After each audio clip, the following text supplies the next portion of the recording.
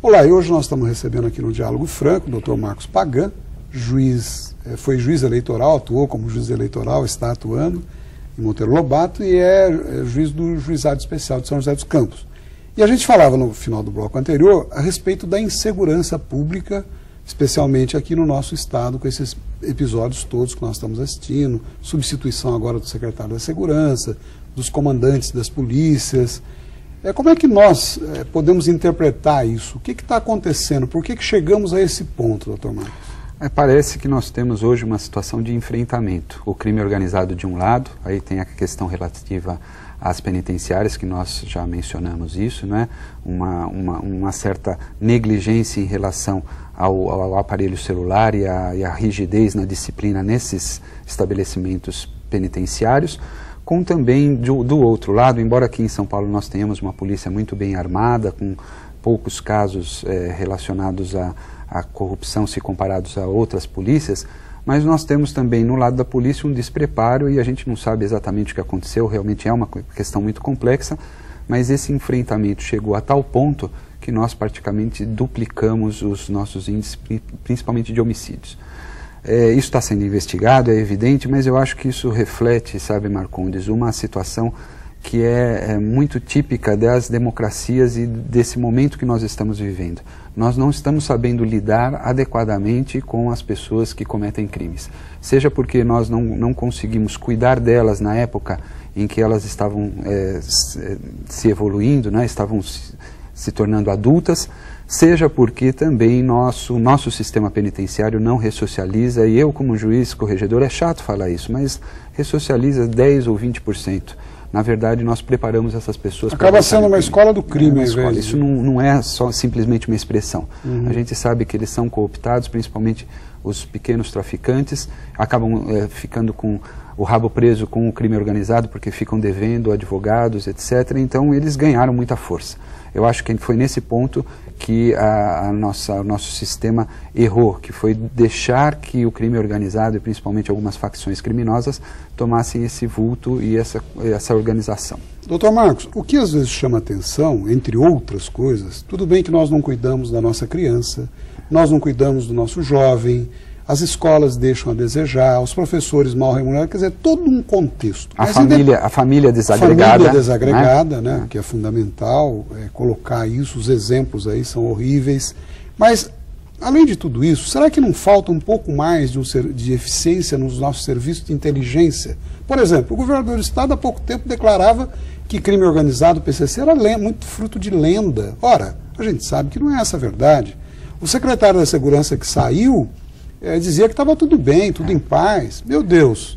E agora mesmo, a presidência da República, a presidente demitiu a secretária do escritório de São Paulo por caso seríssimo. Onde é que está a tal da ABIN, Agência de Inteligência? Eles fazem greve de vez em quando para melhorar os salários.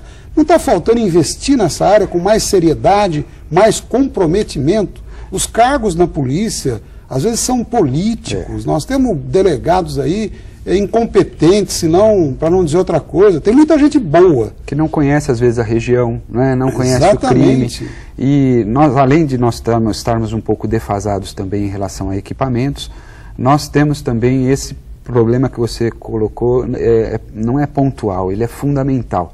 É o problema da influência política na atuação da segurança pública. Exatamente. Porque nós precisamos de especialistas e sempre que há uma influência política mesmo, um interesse político, ainda que esse interesse seja secundário, seja subliminar, isso acaba afetando a eficiência. Então não adianta negar o problema, porque isso pode ter um fator mais no futuro em relação à eleição. Aliás, a população está tão atenta a isso que começou a cobrar do próprio governo do Estado que ele não ficasse negando simplesmente aquele problema que era evidente, não havia como negar, mesmo porque a atuação da imprensa é sempre muito em cima, né?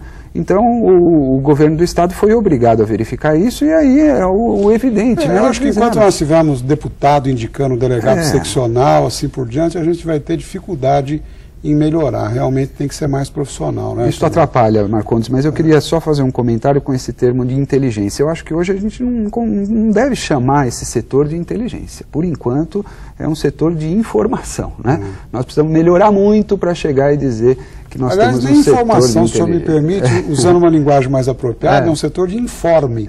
Porque entre eles existe uma diferença entre informação e informe. É verdade. Na verdade, eles copiam o que sai no jornal e põem na resenha lá para o superior, infelizmente.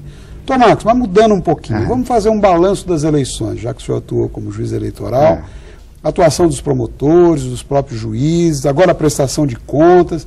Qual o balanço geral disso? Positivo ou não? Por favor. Olha, eu vou começar até fazendo uma relação com o que a gente estava dizendo. Hoje o eleitor está muito mais consciente, muito mais maduro. A gente percebe que ele está cobrando dos candidatos não só a solução por problemas regionais, nós tivemos eleição municipal nesse caso, né?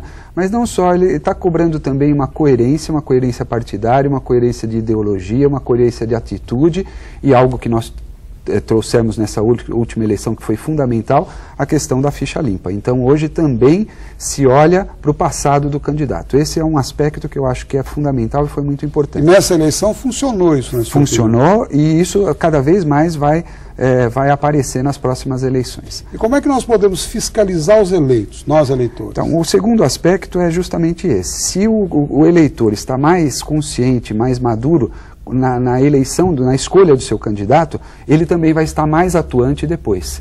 E a melhor forma de punir um candidato é não reelegê-lo. Então, os candidatos hoje percebem isso e eles terão também uma atenção maior.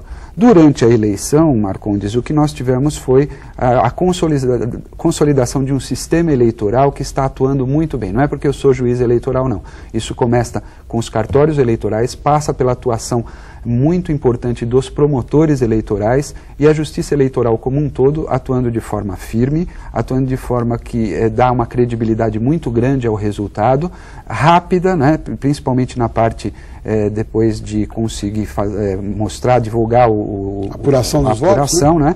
E agora nós temos a questão dos processos, isso ainda pode demorar um pouquinho, mas eu tenho para mim que o balanço foi muito positivo. Que bom.